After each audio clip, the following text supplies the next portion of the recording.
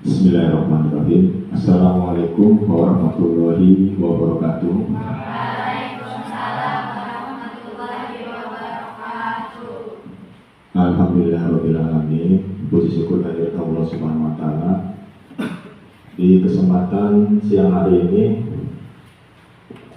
kita diberikan kesehatan nikmat dari Allah Subhanahu wa taala dalam rangka pemaparan materi dari tugas saya di calon guru penggerak angkatan 10 Kabupaten Indramayu dari modul 1.4 diseminasi penyebaran pemahaman dan penerapan pengalaman budaya positif di sekolah di UPTT SDN 2 Jajaran Wetan. Yang terhormat Bapak Ibu Guru UPTT SDN 2 Jajaran Wetan yang Bapak cintai, anak-anakku dari perwakilan kelas 6 yang ikut di acara ini. Untuk acara hari ini, susunan acaranya itu sebagai berikut. Pertama, pembukaan. Kedua, penyampaian materi dari modul 1.4 ini tentang budaya positif di sekolah. Yang ketiga, kita diskusi bersama dengan rekan-rekan guru di sini dan siswa. Yang terakhir, doa penutup. Baiklah, untuk mempersingkat waktu karena sudah siang, diseminasi penyebaran pemahaman dan penerapan pengalaman budaya positif modul 1.4 CGK 10 UPTT SDN 2 Jajaran Wetan. Kita buka dengan membaca basmalah.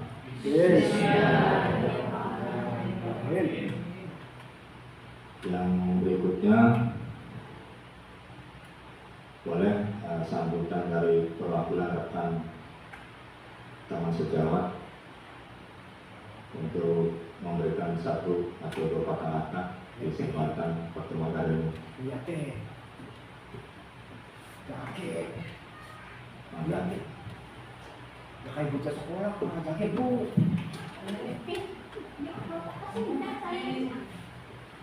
Wah, tidak. Ini sama bapak.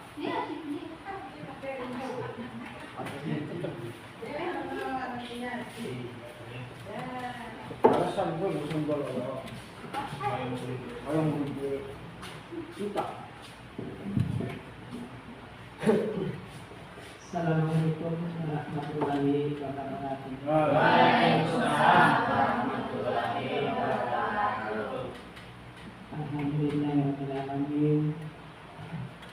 Kita panjatkan puji dan syukur kehadirat Allah Subhanahu wa taala yang telah memberikan keberkahan kepada kita semua, sehingga pada hari ini saya ucapkan terima kasih diberi waktu untuk menyampaikan mungkin pendapat ya Pak tentang apa yang sedang dilakukan oleh Bapak kepala sekolah kita Pak Novi Hermawan dalam rangka materinya yaitu modul 1.4 tentang budaya positif. Terima kasih atas waktunya. Yang ingin kita sampaikan, budaya positif yang ada di sekolah kita intinya ingin kreativitas daripada anak-anak kita khususnya akan lebih ditonjolkan dalam setiap kegiatan belajar mengajar. Kreativitas yang akan ditonjolkan sesuai dengan modul atau materi di masing-masing kelas. Misalnya ketika pembelajaran ilmu pengetahuan alam yang ingin ditonjolkan dari khususnya saya kelas sebagai guru kelas 5, ketika materi ilmu pengetahuan alam khususnya tentang siklus air, bagaimana pembelajaran yang akan ditampilkan tentang siklus air bukan hanya mentransfer ilmu dari guru kepada siswa, tetapi yang ingin kita tonjolkan adalah kreatif anaknya, yaitu memaparkan tentang siklus air lewat media air. Misalnya perubahan air dari air lagi itu ada prosesnya, dari evaporasi, kemudian kondensasi sampai presipitasasi. Itu harus ada lewat gambar. Jadi yang nonjolnya gambar, karena lewat gambar nanti yang ingin ditonjolkan dari kreativitasnya adalah siswa diminta gambar. Kan sudah dilakukan oleh kelas 6 dulu, yang waktu kelas itu kelas 5. Anak menggambar bagaimana siklus air. Kemudian diminta tampil ke depan, disuruh mempresentasikan hasil apa yang sudah digambar oleh siswa tersebut. Anak menampilkan gambarnya dan mempresentasikan hasil karyanya. Tampil mewakili kelompoknya. Dari setiap kelompok ada perwakilannya untuk mempresentasikan apa yang sudah dilakukan. Itu harapan dari setiap mata pelajaran. Kebetulan waktu itu pelajarannya ada pelajaran ilmu pengetahuan alam. Barangkali itu saja yang pernah saya lakukan di kelas saya. Itu adalah bagian daripada budaya positif yang ngambilnya adalah kreativitas dari siswa. Barangkali itu saja Pak pengalaman saya yang bisa saya sampaikan. Yang lainnya mungkin dari guru yang lain juga punya pengalaman-pengalaman masing-masing. Hanya kebetulan saya pribadi sebagai guru kelas 5 bisa menampilkan seperti itu ketika itu adalah waktu itu kalian kelas 5. Itu saja barangkali. Terima kasih atas segala perhatiannya, mohon maaf atas segala kekurangannya. Barangkali ketika menyampaikan ide gagasan saya di sini kurang sempurna, ampun saya manusia biasa. Terima kasih atas segala perhatiannya, mohon maaf atas segala kekurangannya. Akhir kata, billahi taufiq wal hidayah. Wassalamualaikum warahmatullahi wabarakatuh.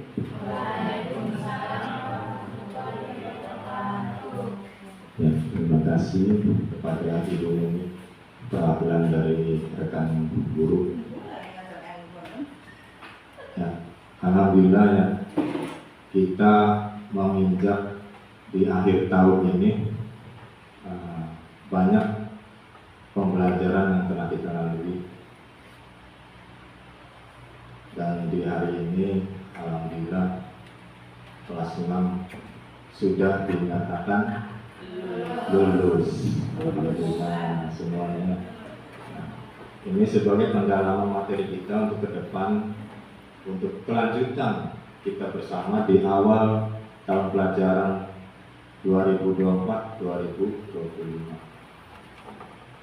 Sebagai program yang telah kita jalankan tentang budaya positif di sekolah kita, mungkin sebagai evaluasi bersama, banyak sekali kekurangan yang harus kita benahi bersama antara warga sekolahnya, terutama kita sebagai pengajar dan juga siswa. Sedikit saya akan sampaikan materi ini yang mungkin sudah berjalan sejak dulunya. Apa itu budaya positif? Mungkin salah satunya sudah kita lakukan bersama setiap hari, yaitu 5S ya, salam, senyum, sopan, ya, dan santun itu.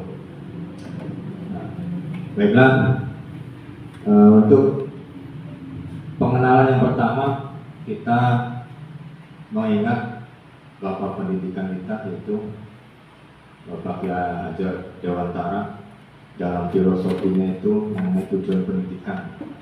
Di sini tujuan pendidikan yaitu menuntun segala kodrat yang ada pada anak agar mereka dapat mencapai keselamatan dan kebahagiaan yang setinggi-tingginya baik sebagai manusia maupun sebagai anggota masyarakat. Kita sebagai pendidik itu semuanya menuntun dari mulai awal masuk sekolah dari kelas 1 sampai kelas 6, kita tuntun bersama sesuai dengan kodrat anak yang terbawa sejak lahir. Nah, bagaimana kita menuntunnya ke arah yang lebih positif? Ada budaya positif di sini. Budaya positif konsepnya yaitu yang pertama perubahan paradigma belajar. Paradigma belajar dari mulai kita masuk ke sekolah sampai pulang belajar siswa, itu banyak hal yang harus kita berikan kepada siswa. Paradigmanya dari zaman dahulu sampai sekarang itu banyak perubahan. Sekarang dengan berkembangnya perangkat teknologi seperti ini, banyak dampak yang kita rasakan baik positif maupun negatifnya, sehingga berpotensi merubah motivasi perilaku manusianya.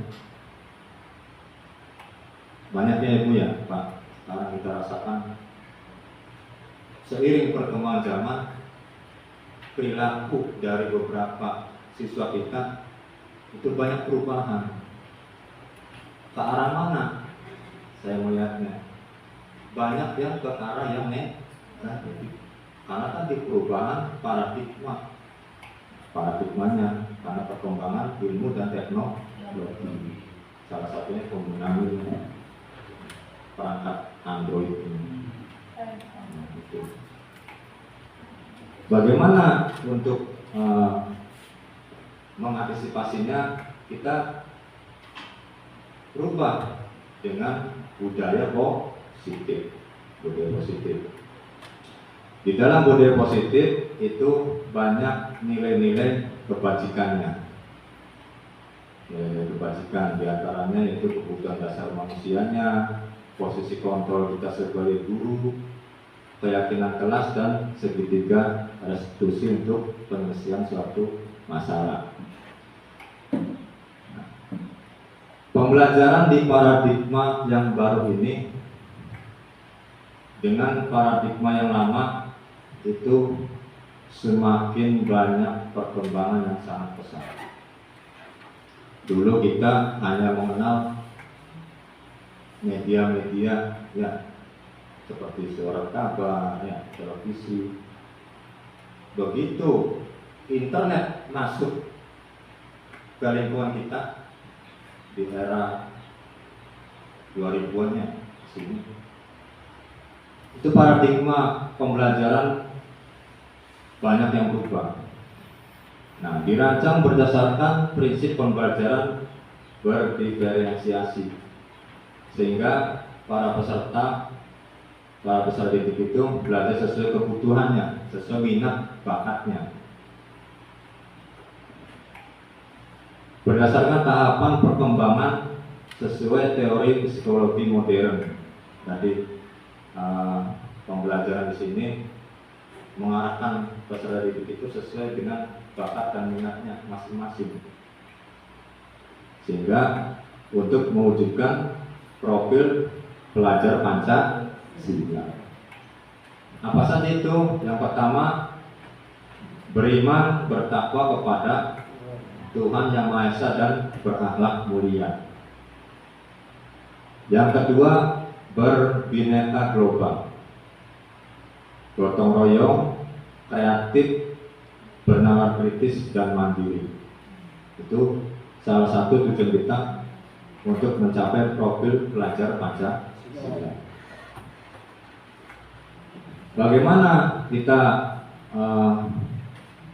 menyikapi ini?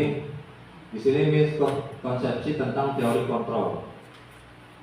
Kita sebagai guru diposisikan untuk mempunyai posisi kontrol di bidang masing-masing ya. Yang pertama, ilusi guru untuk mengontrol murid.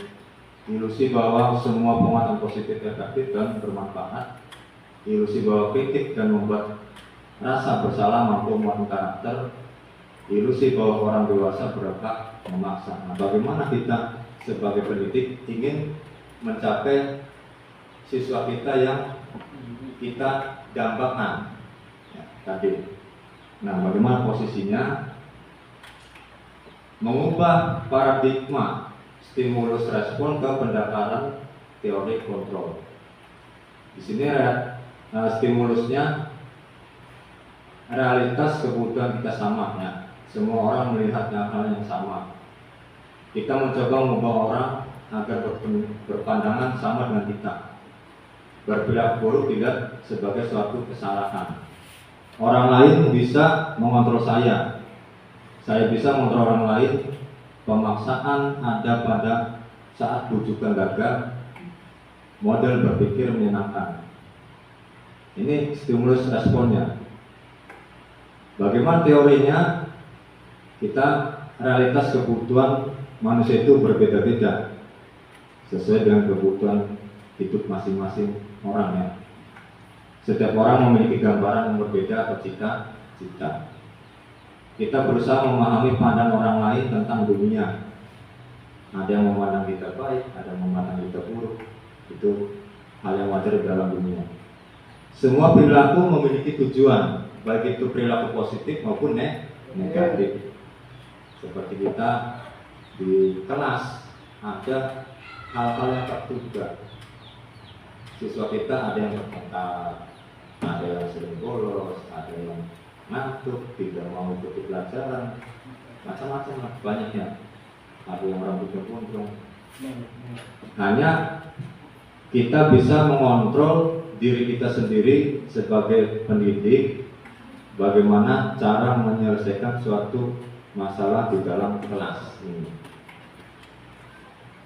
Anda tidak bisa mengontrol orang lain karena kita itu harus berkolaborasi dengan berbagai pihak untuk menciptakan suasana belajar yang menyenangkan. Juga model berpikir tentang belajar yang menyenangkan. Disiplin positif. Disiplin berarti itu berasal dari kata disiplin atau artinya belajar.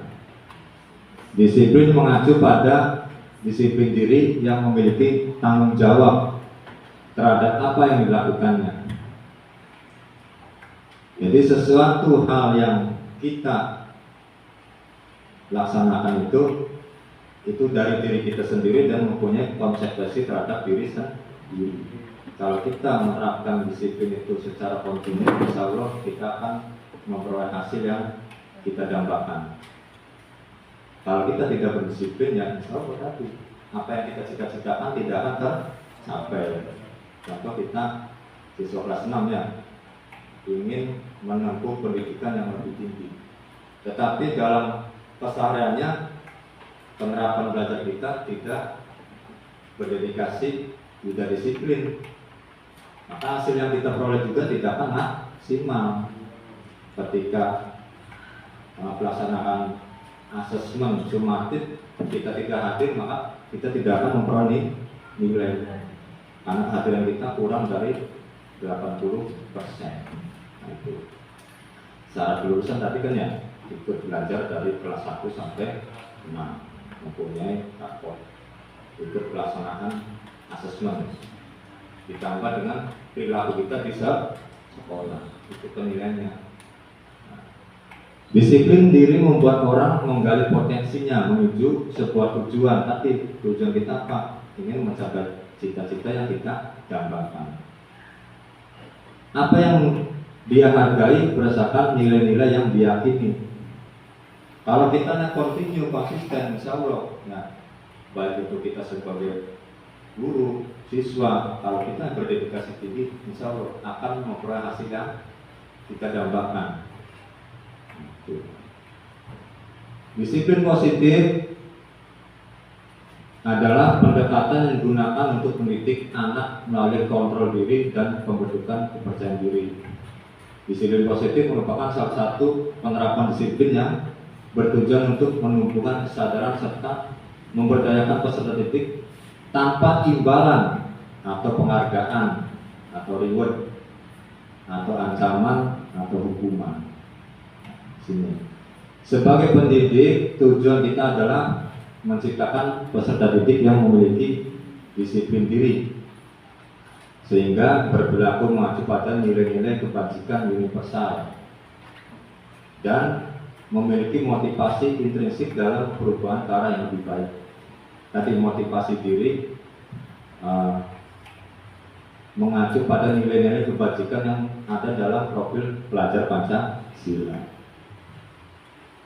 Apa saja nilai-nilai kebajikannya di sini ya? Nilai kebajikan merupakan nilai yang disepakati bersama, lepas dari suku bangsa, agama, bahasa maupun latar belakangnya. Karena kita itu bineka tunggal. Contohnya di sini nilai kebajikan institusi atau organisasi. Yang pertama profil pelajar Pancasilanya. Beriman bertakwa kepada Tuhan Yang Maha Esa dan berakhlak mulia, berkebinekaan global, gotong royong, mandiri, kreatif, dan bernalar kritis. Nah, di sini berbineka global artinya yang di atas. Yang paling utama itu beriman dan bertakwa kepada Tuhan Yang Maha Esa, itu sebagai fondasi paling utama. Berakhlak mulia, karena tadi kita pegang fondasi kita kuat, insya Allah dalam perilaku juga akan sesuai dengan kaidah-kaidah yang dalam agama kita. Gotong royong itu sudah mengakar dari nenek moyang kita ya. Nenek moyang Indonesia itu semangat gotong royong, saling bahu membahu. Mandiri tanpa harus disuruh.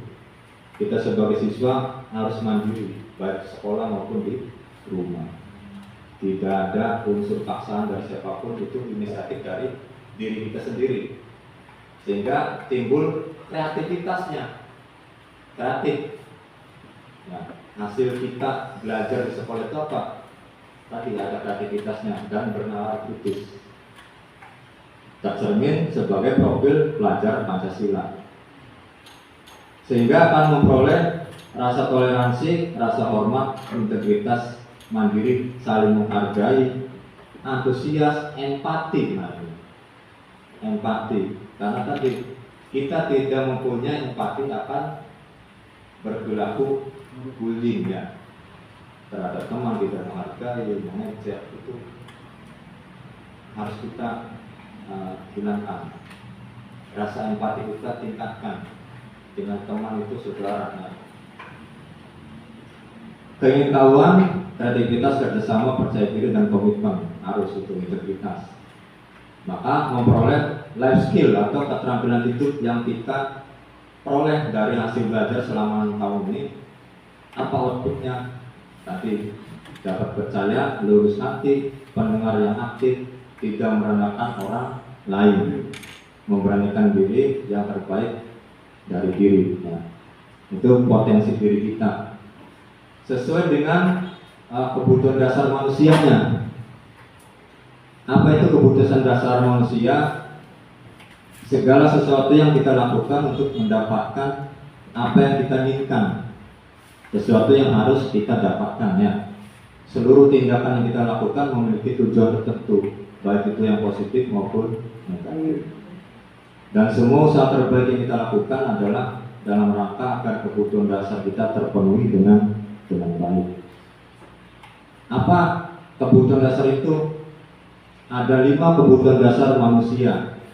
Yang pertama, bertahan hidup. Sifat alami kita sebagai manusia itu bertahan hidup. Dari mulai lahir sampai kita kembali lagi ke yang maha, kita bertahan hidup. Apa saja itu bertahan hidupnya? Yang pertama, sandang, pangan, papan, dan keamanan kesehatan itu yang utama. Sandang, pangan, papan, pakaian, makanan, tempat tinggal, rasa aman, dan kesehatan itu paling utama. Kebutuhan yang kedua manusia itu kasih sayang dan rasa diterima. Kita manusia membutuhkan rasa nyaman ya dengan keluarga, dengan teman, dengan guru yang ada di sekolah, rasa nyaman, rasa diterima atau diperhatikan, ya, diperdulikan, berbagi, kerjasama, menjadi bagian dalam kelompok kelas, ya, setiap kelas. Kebutuhan dasar manusia yang ketiga yaitu penguasaan. Itu sesuatu yang harus kita miliki. Apa itu? Yang pertama, harga diri. Kita wajib memiliki harga diri. Nah, kita pertahankan itu penguasaan. Keinginan untuk dianggap, tidak mau disepelekan. Memimpin, berprestasi, diakui dan didengar. Setiap curhat teman pasti pengen mendengar ya. Kita dengan teman juga berbagi pengalaman informasi. Yang keempat, kebebasan. Kita manusia ingin bebas, tidak ada tekanan, karena manusia itu merdeka, mandiri, memiliki pilihan, mencoba hal-hal baru, mampu mengendalikan arah dirinya ke arah yang positif. Yang terakhir, kesenangan. Itu tujuan kita. Manusia hidup itu kebutuhan dasar itu kesenangan. Apa itu? Untuk siswa itu bermain ya, pasti bermain. Dari masuk sekolah, istirahat bermain, pulang dari sekolah pulang bermain. Rasa humor. Kalau orang serius enggak ada humornya, tidak ramai ya. Antusias itu mendengarkan secara teliti, seksama. Kata kitanya makin kok ya. Siapa anak? Tertawa, menangis juga sama, marah. Dari penguasaan. 5 kebutuhan dasar. Dari 5 kebutuhan dasar itu terbentuk motivasi perilaku manusia. Dari motivasi perilaku manusia itu terbentuk 2 motivasi, yaitu ekstrinsik dan intrinsik.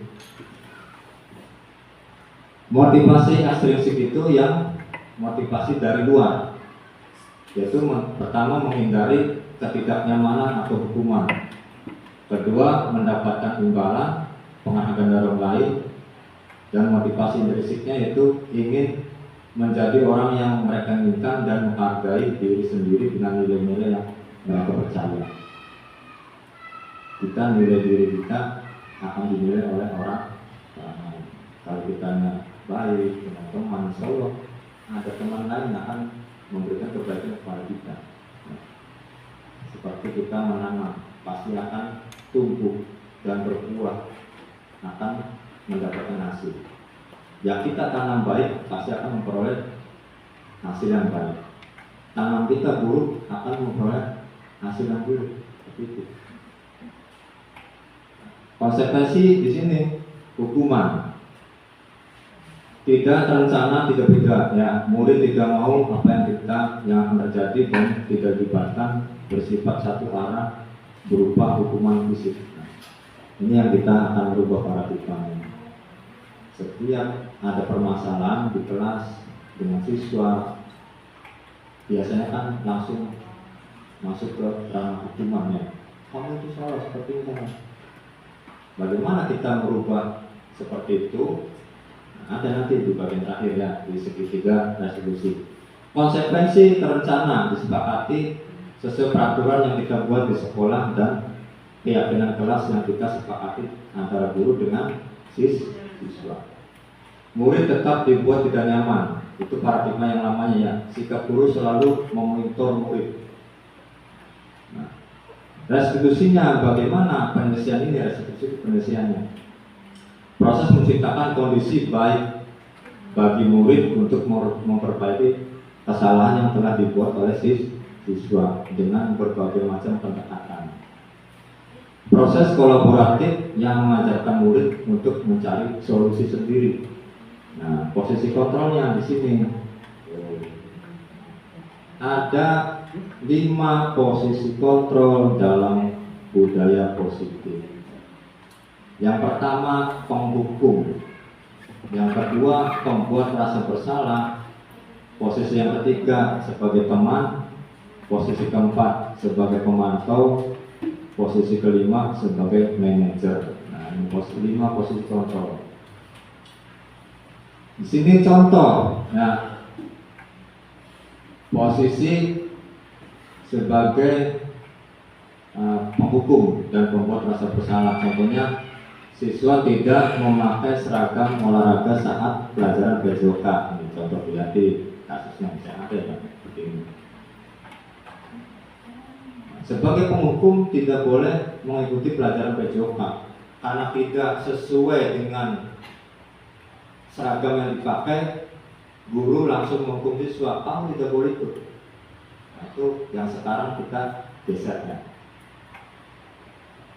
Pembuat rasa bersalah, siswa itu diberikan hukuman oleh guru. Berapa kali saya harus memberitahu kamu selalu saja mengucapkan bapak, contohnya. Sudah dikasih tahu, pelajaran berikutnya tidak memakai seragam olahraga lagi. Ini sebagai posisi kontrol, penghukum dan pembuat rasa bersalah. Sebagai posisi teman, tadi pendekatan dengan siswanya ya. Ayo dong kita kesepakatan kelas ya yang sudah kita buat. Ya sudah, tidak apa-apa, silakan ikut, tapi lain kali bawa seragam olahraganya. Itu baru ke posisi teman ya. Terus ke posisi pemantau. Contohnya, kamu melanggar kesepakatan kelas karena tidak membawa seragam olahraga. Kamu tahu kan konsekuensinya apa? Di sini sebagai pemantau. Nah, posisi yang terakhir sebagai manajer keseluruhan tercover ya. Di sini manajer itu mencari solusi yang terbaik untuk siswa yang membuat kasus di sekolah atau di kelas. Bagaimana? Apa kamu tahu kesalahan kamu? Kira-kira bagaimana kamu memperbaiki kesalahan kamu? Ini mencari solusinya ya. Ini posisi kontrol.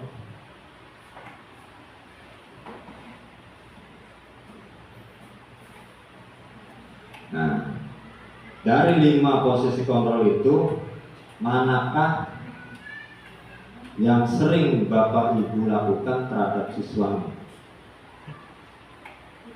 Apa sebagai penghukum, pembuat rasa bersalah, apa sebagai teman, apa sebagai pemantau, atau manajer yang sudah kita lakukan selama ini?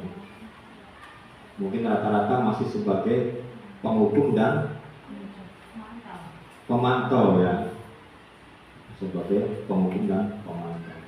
Nah, kita geser itu ke posisi kita sebagai manajer. Menelaah siswa yang melakukan kesalahan itu pasti ada penyebabnya. Tidak mungkin ada api tidak ada asap ya. Seperti di kelas, contoh seperti kemarin dulu tuh. Ini kayak gini di kelas pasti ada penyebabnya. Nah, kita tanyakan langsung kepada siswanya. Contoh kemarin ya yang digambarkan anak mengganggu temannya saat ulangan. Ada lagi berkelahi di kelas. Kita panggil siswanya, kita obrol bersama ya, cari solusinya. Nah, di sini keyakinan kelas yang sudah disepakati itu merupakan kesepakatan bersama antara guru dan siswa di dalam kelas masing-masing. Pembentukan keyakinan kelas bersifat abstrak, ya, tidak terikat, berupa pernyataan universal dan dibuat dalam pernyataan positif. Contohnya, kalau dulu tidak boleh mengantuk, tidak boleh terlambat, dilarang, kita ganti kata-kata itu dengan pernyataan yang lebih positif. Nah, dilarang bolos, ganti dengan datang tepat waktu, saling menghargai teman di kelas, semangat belajar. disiplin di sekolah. Begitu. Nah ini posisi kontrol sebagai manajer kita gunakan dengan segitiga restitusi. Yang pertama di sini ya, menstabilkan identitas. Menstabilkan identitas itu menanyakan sebuah kesalahan itu pasti ada penyebabnya. Karena satu kesalahan kita tidak boleh menghakimi siswa, kamu itu salah, bukan. Setiap manusia pasti melakukan kesalahan. Nah, kesalahan itu pasti ada penyebabnya. Nah, kita tanyakan di sini di validasi kebutuhan di sini. Menanyakan alasannya, mengapa sampai terjadi, bagaimana penyelesaiannya. Baru menanyakan keyakinan di sini di bagian yang ketiga. Bagian ketiga menanyakan keyakinan itu untuk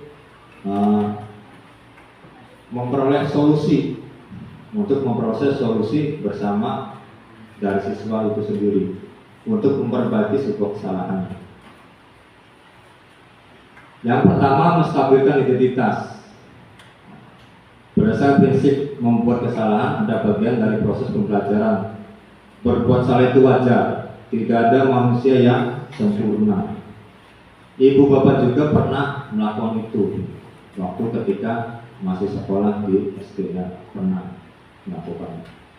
Tetapi bertengkar dengan teman, mengejek, menyembunyikan tasnya ya, sampai nangis, dipanggil sama kepala sekolah. Pernah kalau juga melakukan. Bapak Ibu tidak mau mencari siapa yang salah. Nah, tapi di sini ini mencari solusi dari permasalahan. Kamu berhak merasa seperti itu. Ini menstabilkan identitas supaya siswa tersebut tidak down mentalnya, Ibu. Tidak down. Nah, yang kedua, memvalidasi tindakan yang salah. Prinsipnya perilaku berupaya memenuhi suatu kebutuhan tertentu. Manusia pasti mempunyai alasan untuk melakukan hal itu, ya. Menanyakan alasan di sini. Bagaimana tindakan yang dilakukan terhadap temannya itu pasti punya alasan. Di sini mencari solusi yang terakhir, menanyakan keyakinannya. Apa keyakinan kelas yang kita sepakati bersama itu? Contohnya saling menghargai teman, ya. Ternyata masih mengejek. Nah, itu melanggar kesepakatan kelas. Nilai-nilai apa yang telah kita sepakati bersama? Setiap apa gambaran kelas yang ideal menurut kamu? Kamu ingin menjadi orang yang seperti apa? Ini mencari solusi, ya, Roy. Setiap kasus di kelas pasti ada solusinya. Jadi siswa itu jangan langsung dihukum. Gali, pasti ada penyebabnya. Entah itu berokon dari rumah, entah itu anak itu punya keinginan, tidak diberikan sepeda, ya, sama orang tuanya, akhirnya terjadi masalah di sekolah, pemicunya bertengkar. Kita cari solusi di sini menggunakan segitiga restitusi. Kalau dulu mah ini namanya BP, ya, bimbingan konseling. Nah, sini contohnya yang kemarin tuh, ya. Nah, ini contoh kita menerapkan segitiga restitusi dengan studi kasus yang di tiap-tiap kelas itu kita menanyakan, pasti kamu itu mempunyai alasan melakukan sebuah tindakan apa, dicarikan solusinya. Ya Pak, saya itu bersalah, saya akan memperbaiki. Mulai kapan? Mulai besok. Tidak akan mulai lagi, itu sebuah solusi.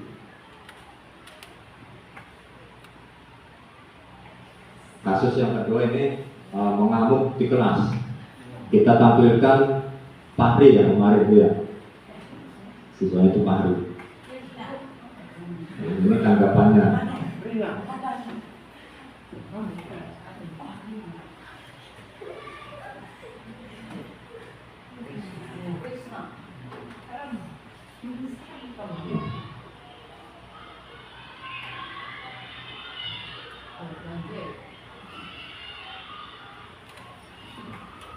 ini tanggapan siswa setelah kita briefing mencarikan solusinya, akhirnya siswa itu sadar akan sesuatu hal yang telah diperbuatnya dan akan memperbaiki diri. Nah, itu hasil outputnya ya setelah melakukan segitiga restitusi. Ini tanggapan siswanya. Ini juga sama, setelah dicarikan solusinya, siswa ini mengakui kesalahannya dan akan memperbaiki, saling menghargai dengan temannya. Ini contoh kasusnya menyontek dan mengganggu saat asesmen sumatif berlangsung. Sudah menyontek, mengganggu teman, jawabannya diambil, diumpetin, akhirnya diketahui oleh pengawas asesmennya, dipanggil. Banyak kasusnya di kelas itu. Rambutnya gondrong, sering bolos, tidak masuk. Nah, setelah dicarikan solusi, siswa itu ada perubahan walaupun masih berjalan ya, masih tahap berjalan dan masih dalam tahap pemantauan. Nah, bagaimana kita menyikapi ini? Nanti kita sama-sama, setiap kelas itu pasti ada permasalahan. Nah, kita gunakan pendekatan segitiga restitusi. Nah, di dalam penerapan program disiplin positif, hendaknya guru memiliki standar kepribadian profesional dan sosial yang baik, di mana guru mampu merefleksi dirinya dalam posisi saat kontrol. Bagaimana berjalan dirinya sebagai among atau manajer ya tadi, yang menuntun murid-muridnya menjadi insan yang mandiri, merdeka dan bertanggung jawab. Nah, terima kasih. Nah, mungkin untuk sesi berikutnya, mangga barangkali ada yang ingin menanggapi atau ingin bertanya, silakan dalam pemaparan budaya positif ini. Mungkin ada hal-hal di kelas yang perlu kita cari solusikan bersama, karena di sini juga ada siswa kita ya, supaya tahu, siswa kita supaya tahu. Silakan saling berbagi. Mungkin siswa juga boleh memberikan tanggapan, boleh bertanya, silakan.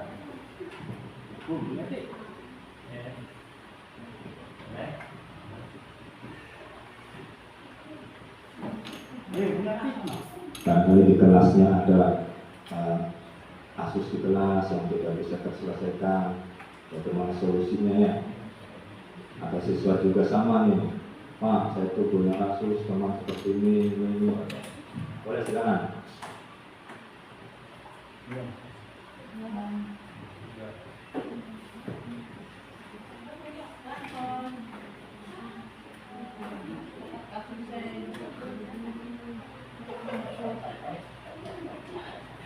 Ya, barangkali dari Pak Wahyu mungkin ada untuk arahan buat kelas 6 ini ya, sekalian momennya sebagai pesan. Assalamualaikum warahmatullahi wabarakatuh. Waalaikumsalam warahmatullahi wabarakatuh. Ya, mungkin ini hanya surat dari hati-hati antara guru dan siswa. Ini harus berkata jujur dari siswanya ini ya. Menurut kalian apakah Pak Wahyu sudah melakukan yang terbaik bagi kalian? Kantor, sudah tahu. Terima kasih. Ya, mungkin ada beberapa hal ya yang perlu Bapak sampaikan. Mungkin Bapak belum sepenuhnya menerapkan budaya positif yang tadi dipaparkan. Seperti yang Ibu Neni sampaikan, mungkin hanya baru penghukum ya, dan apa tadi? Iya, pemantau. Nah, tapi setidaknya dari yang kalian tadi sampaikan, walaupun berapa persen mungkin ya yang telah Bapak sampaikan, dan tadi jawabannya sudah maksimal yang Bapak berikan pada kalian.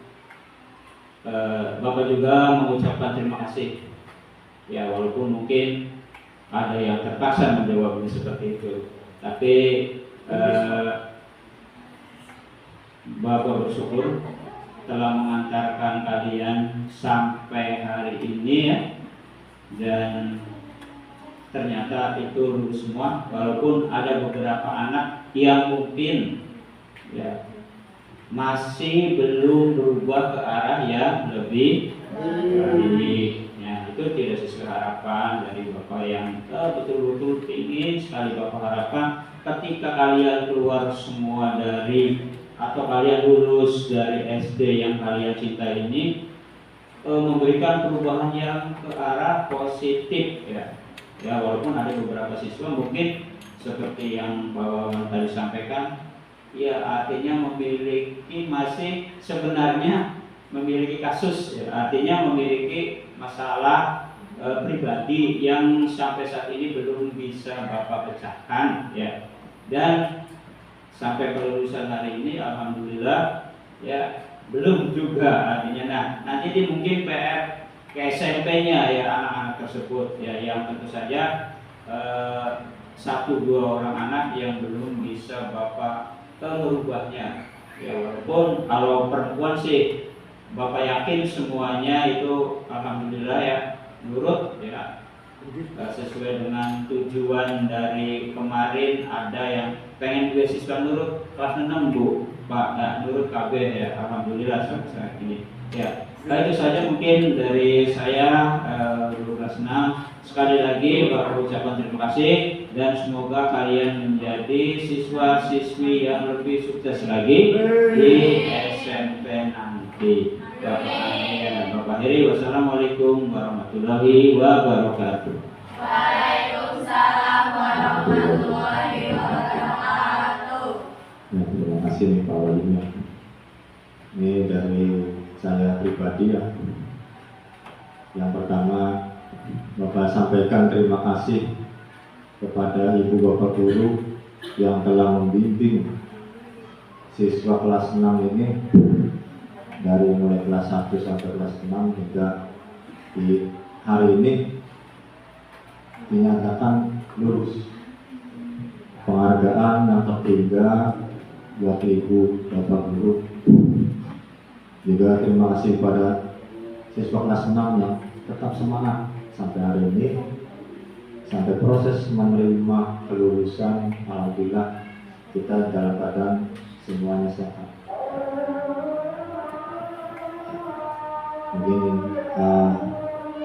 terima kasih juga kepada semua warga sekolah yang saling membantu dalam setiap kegiatan, sehingga di tahun ajaran 2003-2004 ini alhamdulillah berjalan dengan lancar.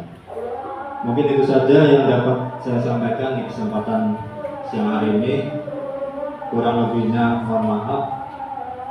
Barangkali ada kata-kata yang kurang berkenan di hati Bapak Ibu dan anak-anak yang Bapak cintai. Saya akhiri, wassalamualaikum warahmatullahi wabarakatuh.